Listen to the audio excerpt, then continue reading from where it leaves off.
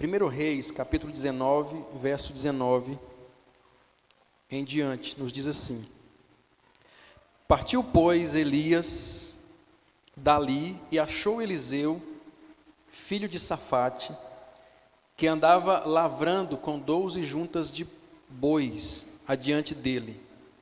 Ele estava com a 12ª. Elias passou por ele e lançou o seu manto sobre ele. Então deixou este os bois, correu após Elias e disse: Deixa-me beijar meu pai e a minha mãe, e então te seguirei. Elias respondeu-lhe: Vai, volta, pois já sabe o que fiz contigo.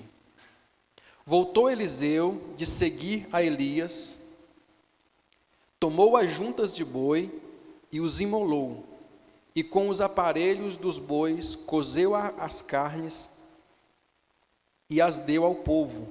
E comeram então, e se dispôs e seguiu a Elias e o servia. Eu quero falar então com você sobre isso. Elimine a segunda opção. Por quê? Porque com Deus, irmãos, não existe plano B. Amém? Compreenda isso. Com Deus não existe plano B. A palavra nos diz, Josué, quando ele conquistou a terra, a palavra que Josué disse foi: nenhuma das boas promessas do Senhor caiu por terra, todas se cumpriram. Hebreus capítulo 10, verso 23, retenhamos firme a confissão da nossa esperança, porque fiel é o que prometeu. Filipenses capítulo 1, verso 6 diz: aquele que começou a boa obra, ele é fiel para completar aquilo que ele um dia começou. Você compreendeu isso? Josué vem e nos diz que todas as promessas que Deus um dia trouxe a Moisés, e está escrito lá no livro do Êxodo, Levíticos, Número, Deuteronômio, tem um monte de coisa que Deus prometeu a eles ali. E ele disse: todas as boas palavras do Senhor se cumpriram, nenhuma caiu por terra. Então, a palavra nos confirma isso em Hebreus, dizendo que nós precisamos reter firme a nossa confissão. Por quê? Porque aquele que prometeu, ele é fiel para cumprir a sua promessa. Então, Paulo nos diz que aquele que em nós começou boa obra, ele é fiel para completar aquilo que ele um dia começou. Você pode dar glória a Deus por essa palavra. Deus não é um Deus de meias palavras, Deus não é um Deus de começos e não terminar. Deus é um Deus que aquilo que ele começa é porque ele tem um fim desenhado para aquilo que ele começou. Então, meu irmão, o homem tem planos, mas Deus não tem planos, Deus tem propósitos. Planos são coisas que podem falhar. Você pode planejar muitas coisas, mas planos, eles falham. Mas propósito fala de coisas que são firmes. É por isso que eu tenho falado para você aqui nesse lugar: quer ser abençoado, quer prosperar, apresente a Deus propósitos. Deus, eu quero ter dinheiro. Para que você quer dinheiro? É só para sair se exibindo diante das pessoas? Dizer que você é rico? Dizer que você é próspero? Dizer que você tem o melhor carro? Não. Deus, eu quero ter dinheiro. Para quê? A pergunta que Deus nos faz é isso. Deus, eu quero um emprego. Para quê? Só para comer? Nós temos que ter propósitos maiores, irmãos. Porque planos, eles vão falhar, mas os propósitos de Deus, eles não falham. A palavra de Deus diz em Provérbios capítulo 19, verso 21, que muitos são os planos do coração do homem, mas o que prevalece é o propósito do Senhor. Planos, nós fazemos muitos planos, e planos mudam, mas propósitos são firmes, porque propósitos são a razão pela qual as coisas acontecem. Propósito é a razão pela qual as coisas vêm à existência. Então, o propósito ele não pode mudar. Esse microfone foi criado com um propósito: captar som, só serve para isso. Então, esse propósito não muda. Esse é o propósito do microfone. Quando você tem propósito, quando você apresenta a Deus propósitos, você agrada então o Senhor. Você sabe por que muitas pessoas estão desistindo? Porque desistir é uma opção para ela. Você sabe por que muitas pessoas estão divorciando? Porque divórcio é uma opção para ela. Você sabe por que muitas pessoas estão se suicidando? Porque o suicídio é uma opção para ela. Toda pessoa que trabalha com a segunda opção, ele termina praticando aquilo que ele trabalha com essa opção. Você entendeu isso? Amém ou não? Amém ou não, irmãos? Toda pessoa que ele trabalha com a segunda opção, ele vai terminar praticando aquilo que ele deixa como uma segunda opção. Jesus disse: ninguém pode servir a dois senhores. Ou você há de dedicar-se a um e desprezar o outro, ou vice-versa. Não podemos servir a Deus e a Mamon, diz a palavra. Portanto, eu gostaria que você entendesse algumas coisas nessa noite por meio dessa palavra. Primeiro, toda pessoa que tem duas opções, eu falei isso aqui no casamento da irmã Luísa. Toda pessoa que tem duas opções, quando ele se frustra com uma, ele corre para outra. Agora, aquela pessoa que ele só tem uma opção, deu errado, ele tenta contornar. É assim ou não? Se eu só tenho uma opção, eu não tenho outra opção. Você vai estar indo numa estrada, por exemplo, para um determinado lugar. Tem uma árvore caída no meio da estrada. Não tem outro caminho para chegar ali. O que você vai fazer? Você vai caçar uma motosserra, você vai caçar um trator, você vai fazer alguma coisa, mas você vai tentar contornar aquela situação. Por quê? Porque você não tem um plano B, você não tem uma outra expectativa de chegar naquele lugar, a não ser por aquele caminho. Então, irmãos, assim é a nossa vida. Toda pessoa que ele tem duas opções, na hora que ele se vê frustrado com uma, ele corre para outra. É por isso que as pessoas se divorciam com facilidade. É por isso que as pessoas desistem com facilidade. É por isso que as pessoas se matam, porque às vezes trabalham com essa opção. A pessoa que ela tem esse plano B o tempo todo, o diabo vai conseguir enfraquecer ela. Ter um plano B nos faz desistir do plano A com facilidade. E o plano A é o plano de Deus para a sua vida. É o plano original de Deus para a sua vida. Deus tem um propósito para a sua vida, e você não pode abrir mão desse propósito de Deus para a sua vida. Então elimine o plano B, porque ele rouba a sua confiança em Deus. É por isso que Cristo falou: ninguém pode servir a Deus e a Mamon, ou seja, ninguém pode servir a Deus e as riquezas. Por quê? Porque se você tem dois senhores, quando tu se vê frustrado com um, quando tu vem na igreja e a palavra é dura, aí você lembra: não, lá no mundo não é assim. Lá no mundo eu não preciso ser corrigido dessa forma. Lá no mundo as coisas é do meu jeito. Então, quando a gente se vê frustrado, nós então tiramos a nossa confiança de Deus. Quando nós temos um plano B, isso rouba a nossa confiança em Deus, porque toda pessoa que trabalha com a opção de voltar, ele volta. Toda pessoa que trabalha com a opção de divorciar, ele divorcia. Toda pessoa que trabalha com a opção de se matar, ele se mata. Por quê? Porque o diabo vai levando a pessoa a viver frustração no plano original de Deus para a sua vida. Então a pessoa termina fazendo aquilo que é a opção, que é o plano B para a sua vida. Então, caso você um dia venha voltar, caso você um dia venha divorciar, que está amarrado em nome de Jesus, caso você um dia venha fazer alguma coisa que não agrade a Deus, não seja planejado, irmãos. Não seja algo que você considera aquela opção, porque nós precisamos compreender uma coisa: nós só temos uma opção. A palavra de Pedro para Jesus foi: Senhor, para quem iremos? Eu acho tão interessante, porque Pedro, ele foi questionado num momento ali por Jesus, quando Jesus estava vendo muitas pessoas irem embora, do ministério. Jesus deu uma palavra muito dura ali, e as pessoas começaram a voltar, começaram a ir embora, começaram a sair, e a Bíblia diz que ficou apenas os 12, aqueles que eram mais íntimos de Jesus. Então ele vira para os 12 e ainda diz assim: e vocês? Não vai também não? A palavra foi dura. Vocês também não vão embora não? Ele disse: não. Então Pedro levanta e diz: Senhor, para quem iremos nós? Só tu tens as palavras de vida eterna.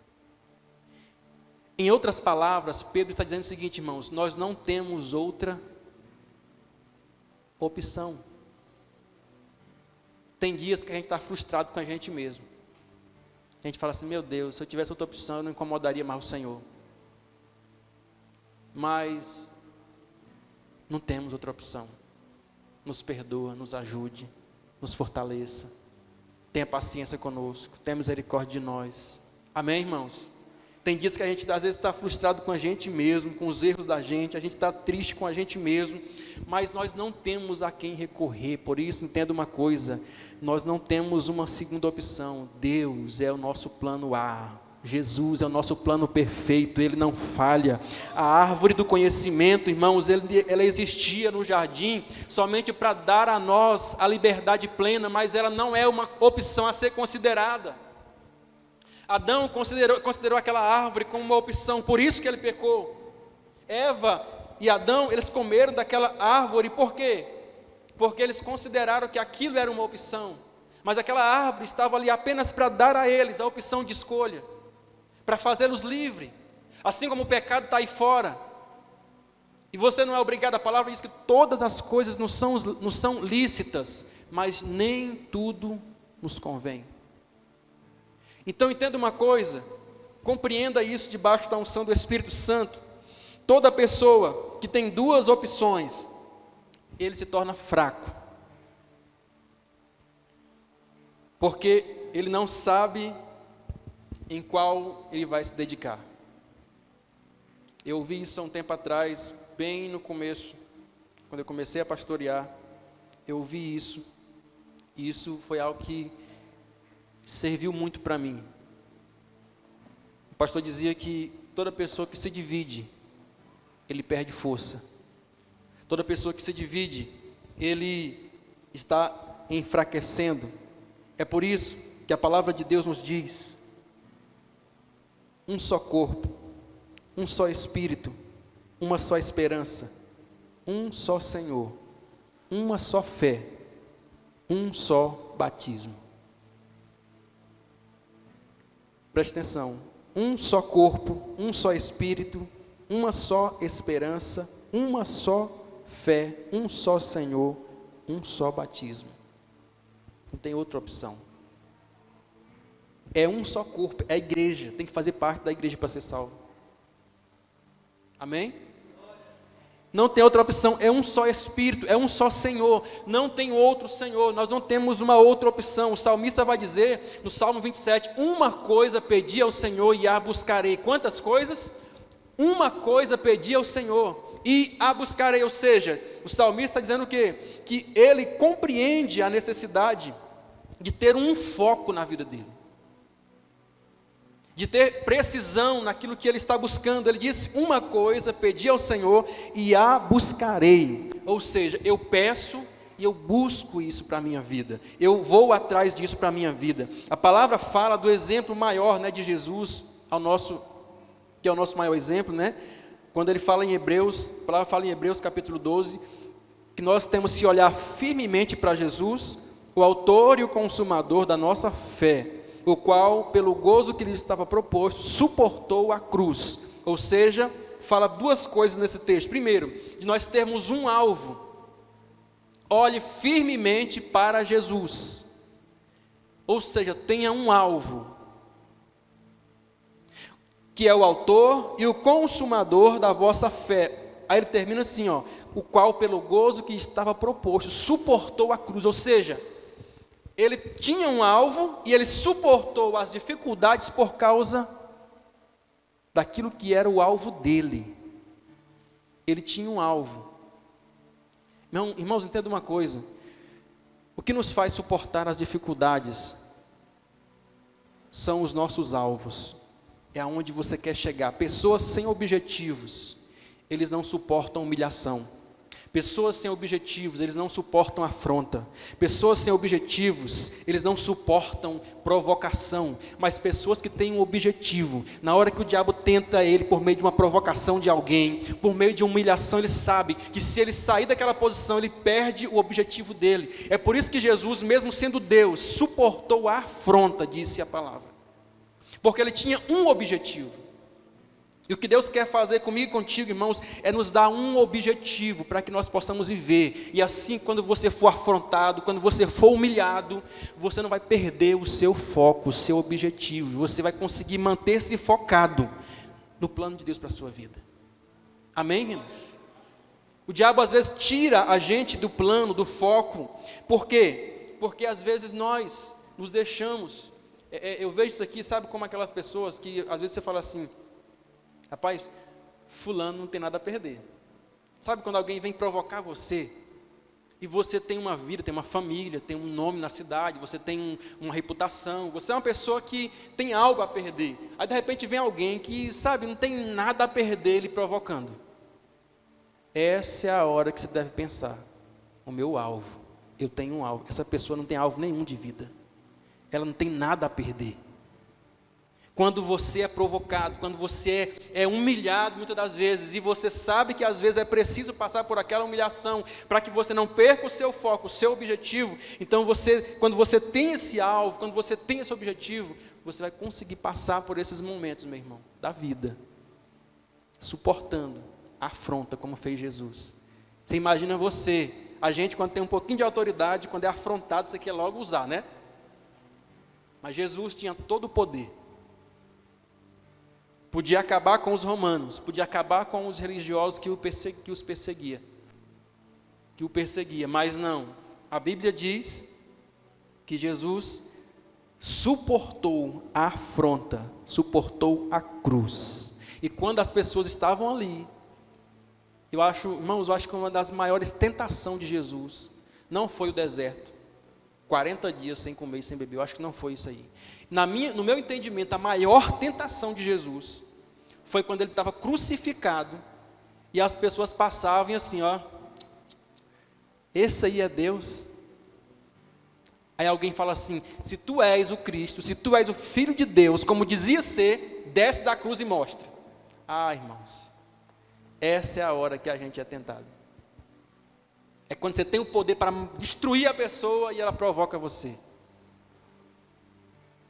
Por quê que Jesus não fez? Porque ele tinha um objetivo, ele tinha um alvo, ele não podia sair desse objetivo. Então, mais uma coisa, toda pessoa que tem duas opções, ele está dividido. Jesus disse: todo reino dividido contra si mesmo será assolado, e casa dividida contra si mesma cairá. Portanto, o princípio do poder é a unidade. Repita isso, diga: o princípio do poder é a unidade. A unidade do Pai, Filho e o Espírito Santo.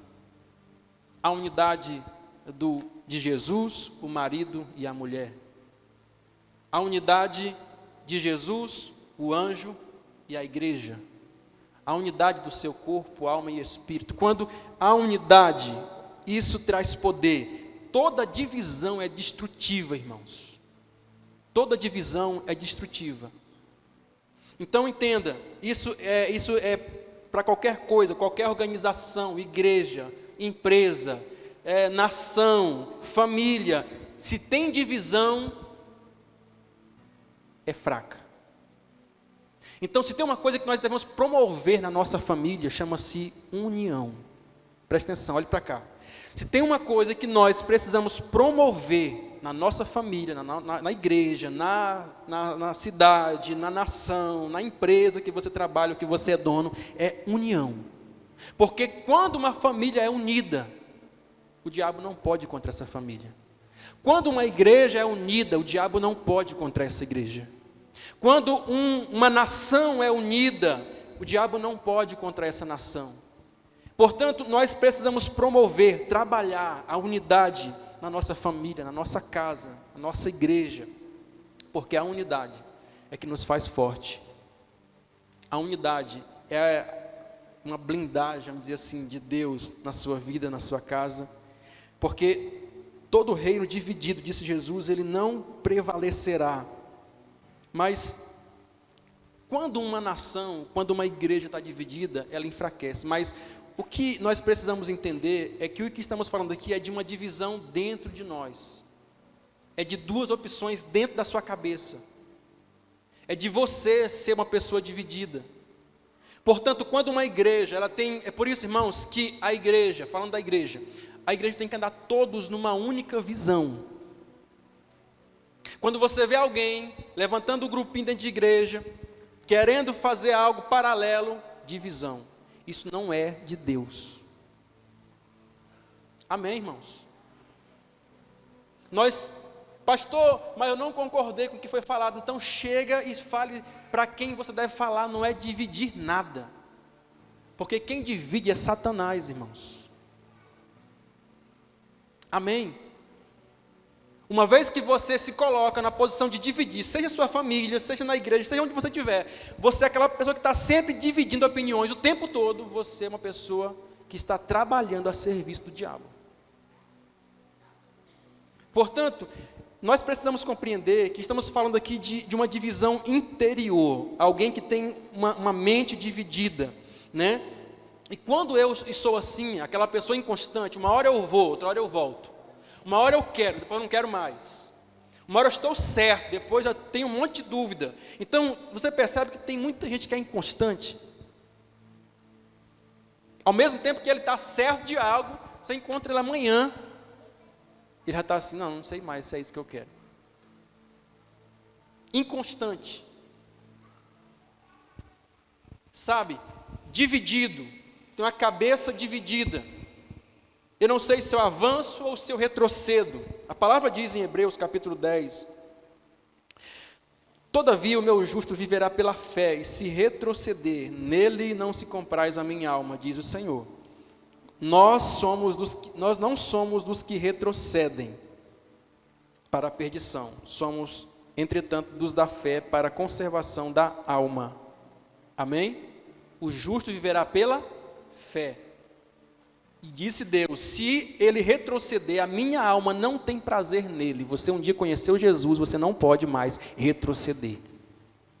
Não existe essa opção, retroceder, voltar, retrocesso. Tiago vai dizer: limpai as mãos, pecadores, e vós que sois de ânimo dobre, de duplo ânimo. Sabe aquela pessoa que o tempo todo ela é inconstante?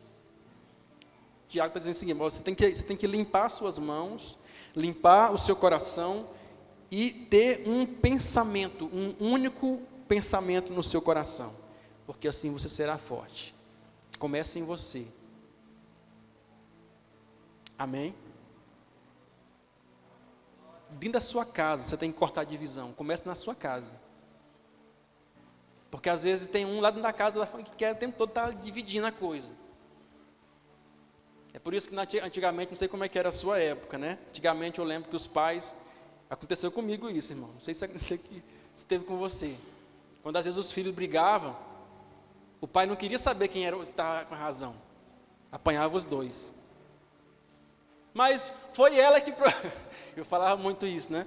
Mas foi ela que caçou a conversa. Ó, os dois apanhavam. Por quê? Porque a gente com esse negócio, irmãos, termina plantando divisão, né? E nós precisamos compreender que a divisão, ela nos enfraquece. Toda pessoa que tem duas opções, ela termina voltando para a primeira. Um dia você esteve vivendo uma opção que era do mundo. Hoje você vive no plano perfeito, o plano original de Deus para a sua vida, o propósito de Deus para a sua vida. Amém ou não? Glória a Deus. Então entenda uma coisa, toda pessoa que ela trabalha com o plano B, toda pessoa que ela tem duas opções, ela termina voltando para a primeira. E olha que exemplo interessante. Jesus disse para Pedro: de agora em diante, Pedro, você não será mais pescador de peixe. De agora em diante, disse Jesus, você será um pescador de homens. Olha que interessante. Pedro abriu mão de ser pescador porque Jesus deu a Pedro um propósito de vida. Pedro, ele era o quê? Pescador. Então ele tem um encontro com Jesus. E ele disse: Pedro, de agora em diante, desse momento em diante, eu estou dando a você um propósito. Você não será mais pescador. Você será um pescador de homens. Mas na hora que Pedro se viu frustrado, Jesus morre, demora, né, até o terceiro dia para ressuscitar. aquele intervalo ali, que o povo estava todo mundo frustrado, né? Aí a palavra diz o seguinte: Pedro, quando se viu frustrado, né? Cristo tinha ressuscitado já, mas ele não sabia ainda. E então ele disse o quê? Vou pescar. Olha que, tanto que isso retrata o que eu estou falando para você. Quando Pedro se viu frustrado, ele disse, então, vou pescar. E os demais disseram, vamos contigo. Mas o que Jesus havia dito para Pedro? Ele disse, de agora em diante, será pescador de homens. O que ele disse? Vou voltar a pescar. Vou voltar a pescar. Mas Pedro não eliminou dentro dele a segunda opção, irmãos. É por isso que eu estou dizendo para você, por meio dessa palavra, toda pessoa que tem dois pensamentos, quando ele se vê frustrado com um, ele corre para o outro. Pedro se viu frustrado porque Jesus ele não tinha visto Jesus ainda, então ele vai pescar novamente. Enquanto você, entenda isso, enquanto você não eliminar a segunda opção dentro do seu coração, você será uma pessoa fraca, dividida e terminará voltando e desistindo dos planos de Deus para a sua vida. Entenda isso. Vou falar para você mais uma vez, enquanto você não eliminar a opção B, o plano B, a segunda opção dentro do seu coração, você será uma pessoa fraca, dividida e terminará voltando e desistindo dos planos que Deus tem para a sua vida. Porque Deus está mostrando para a gente o tempo todo o plano dele que ele tem para nós. O plano de Deus para a nossa vida. Em outras palavras, o que Pedro está dizendo aqui, eu vou pescar. Porque deu errado. Falhou. Eu criei em Jesus, mas falhou. Deu errado. E Pedro, o pensamento de Pedro talvez foi, quando ele aceitou seguir Jesus, ele talvez pensou, eu vou seguir Jesus, caso dê errado, eu volto a pescar, porque eu sou pescador. Caso dê errado, eu volto a pescar, mas esse pensamento enfraquece, irmãos, a nossa fé. Primeiro, porque se você está crendo dessa forma, você está crendo que a palavra de Deus falha. Que Deus falha. E segundo, você está crendo que a palavra que Deus fala com você só vale por um tempo. Deus disse, a partir de hoje você será pescador de homens. Então Pedro volta a pescar. Em outras palavras, ele diz, olha, a palavra de Deus falhou ou se cumpriu apenas por um tempo. Aquilo que Deus disse vale hoje, vale amanhã na sua vida. Não muda. Glória a Deus. Mas entenda, não existe possibilidade de dar errado quando nós estamos seguindo Jesus. Não existe possibilidade de dar errado quando nós estamos com Jesus. Pastor, mas tem muita coisa que a gente planeja dar errado. Sim, o seu plano pode dar errado, mas o de Deus está dando certo na sua vida. O seu plano pode ter dado errado, sim, pode. Mas os planos de Deus, todos eles, permanecem dando certo. Todas as coisas cooperam para o bem daqueles que amam a Deus. Talvez seu plano falhou porque Deus tem um plano melhor para a sua vida. Porque a palavra de Deus diz que os planos dele são infinitamente maiores do que os nossos. Se alguma coisa deu errado na sua vida, meu irmão, um plano seu deu errado, entenda, porque o propósito de Deus está se cumprindo. E os planos falham. E os planos dão errado. Mas o propósito de Deus, ele prevalece sobre a nossa vida em nome de Jesus. Depois que Pedro entendeu o propósito de Deus para a vida dele, ele morreu, mas não voltou. Tem que ser forte.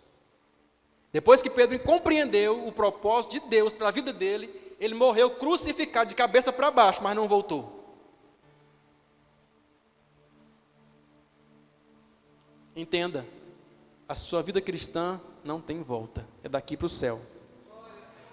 Deus, vou dar uma desviadinha aqui um tempo. Não, isso não existe. O diabo pode te matar nesse tempo. Deus, vou dar uma separadinha aqui, depois eu volto com a minha esposa de novo, só para mim fazer umas coisinhas erradas aqui. Não, isso não existe.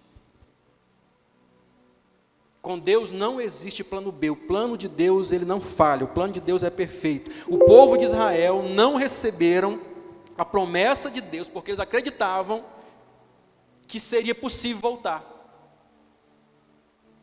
O povo estava com esse entendimento, certo nessa ocasião, eles disseram: escolheremos um chefe e voltaremos para o Egito. Sabe quando que foi isso aqui? O povo falaram assim: vamos levantar um chefe aqui entre nós e vamos voltar. Sabe quando foi esse fato, esse acontecimento? Um pouco depois deles terem acabado de provar do fruto da terra. Eles viram, comeram, provaram do fruto da terra, ou seja, provaram da promessa, mas as dificuldades fizeram eles pensarem em voltar para o plano B. Pensarem em retroceder. E eu quero falar para vocês, irmãos, voltar é impossível. Não há mais tempo para voltar. Não há mais combustível para você voltar. O combustível só dá para você chegar. Para voltar não dá mais. Então, eu não serei mais servo de Satanás. Eu não sei você, mas eu não quero mais voltar para aquela vida que eu vivia antes. Você pode dizer isso, que eu não serei mais servo de Satanás. Entenda algo: Deus só abre o mar para a sua libertação. Deus não abre o mar para a sua prisão. Quem quer ser livre? Amém. Então Deus abre o mar para você sair do Egito. Quem quer voltar para o Egito? Eu? Não, pô, então tem que nadar. Você conseguir nadar, e não é no rio não, é no mar. Deus só abre o mar para a sua libertação. Deus não abre o mar para a sua prisão, para você voltar. Então entenda uma coisa: não há mais essa possibilidade na nossa vida. Antes de abrir o mar, Moisés vai dizer ao povo algo muito interessante: não temas, estais quieto e vede o livramento do Senhor, porque os egípcios que vocês estão vendo hoje, nunca mais tornareis a ver. Você entendeu esse texto? Antes do povo deixar o Egito, de atravessar o mar, Moisés vai dizer o seguinte: olha, fique quieto, vocês vão ver o quão grande será o livramento que Deus vai operar na vida de vocês hoje. Aí ele termina assim, ó: e os egípcios que vocês estão vendo hoje, nunca mais vocês tornarão a ver. Entendeu esse texto, irmãos? Em outras palavras, está dizendo o seguinte: os egípcios que vocês estão vendo hoje, vocês não verão mais, ou seja, para esse lugar, vocês nunca mais voltarão. Nunca mais voltarão. Eu quero falar, irmãos, para que você guarde isso no seu coração, do lugar que Deus tirou você, você nunca mais voltará. Você pode até voltar no lugar que Deus te tirou, mas não para o lugar que Deus te tirou. Glória a Deus. Glória a Deus. Não queira voltar para o lugar de onde Deus tirou você. Se Deus tirou é porque Ele tem um plano e um propósito para a sua vida. Por isso que a atitude de Gideão aqui, que nós lemos no começo, ela é tão inspiradora, porque Gideão, ele mata os bois, queima os aparelhos de arar a terra, e com eles faz um churrasco, faz um almoço, e dá a carne dos bois para as pessoas comerem. Em outras palavras, ele estava dizendo ali: eu posso até ainda voltar nesse lugar, mas nunca mais eu voltarei para esse lugar. A atitude de Gideão estava eliminando qualquer possibilidade de retrocesso na vida dele. E para fechar, entenda uma coisa: Jesus nasceu de uma mulher, e eu creio que isso traz uma mensagem para nós entendermos. Ele poderia muito bem ter aberto uma porta aí e vindo a esse mundo, irmãos. Mas Jesus preferiu entrar no mundo pelo ventre de uma mulher. Por quê? Eu creio que isso é justamente para eliminar qualquer chance de retrocesso. Porque se a porta estiver lá, tem chance da pessoa voltar. Mas uma pessoa que nasce do ventre, não tem mais essa possibilidade de voltar. Agora tem que crescer, tem que viver e morrer. Ou ser arrebatado, né? Quantos serão arrebatados aí? No abrir e fechar de olhos, no tocar da última trombeta, diz a Bíblia, nós seremos arrebatados, estaremos juntamente com o Senhor, encontraremos com Ele nas nuvens e assim estaremos para sempre com o Senhor. Então, é por isso que nós precisamos eliminar toda opção de retrocesso da nossa vida. Porque quem trabalha com essa opção, ele termina voltando. Então, corte conexão com aquilo que te faz pensar em voltar. Amém? Paulo diz o quê? Eu não alcancei ainda o meu objetivo, mas uma coisa eu faço, eu prossigo para o alvo, esquecendo-me das coisas que para trás ficam e avançando para aquelas que estão adiante de mim. Em nome de Jesus Cristo, que Deus elimine toda a opção nessa noite do seu coração, todo pensamento de retrocesso, todo pensamento de voltar, todo pensamento que vai dar errado. Entenda uma coisa, o plano de Deus, o propósito de Deus não tem possibilidade de dar errado. Deus sustenta a sua palavra, todas as boas palavras que Deus falou se cumpriram, e o Deus que começou a boa obra, Ele é fiel para completar aquilo que Ele começou na sua vida.